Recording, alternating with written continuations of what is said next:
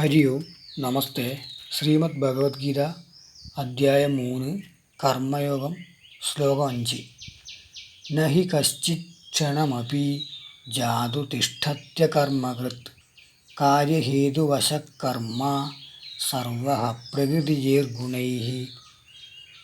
ജാതു ഒരിക്കലും, കശ്ചിത് ആരും, ക്ഷണം അപി ക്ഷണനേരം പോലും, അകർമ്മകൃത് കർമ്മമൊന്നും ചെയ്യാതെ, ന തിഷ്ഠതി ഇരിക്കുന്നില്ല, പ്രകൃതിജൈഹി പ്രകൃതിയിൽ നിന്നുണ്ടാകുന്ന, സ്വഭാവത്തിൽ നിന്നുണ്ടാകുന്ന, ഗുണൈഹി സത്വരജസ്തമോ ഗുണങ്ങളാൽ പ്രേരിതരായി, സർവഃ എല്ലാവരും, അവശഃ നിസ്സഹായരായി, കർമ്മം കാര്യതേ ചെയ്യിക്കപ്പെടുന്നു. നഹി കശ്ചിത് ക്ഷണമപി ജാതു തിഷ്ഠത്യകർമ്മകൃത് കാര്യതേ ഹ്യവശഃ കർമ്മ സർവഃ പ്രകൃതിജൈർഗുണൈഃ. ധന്യവാദഃ.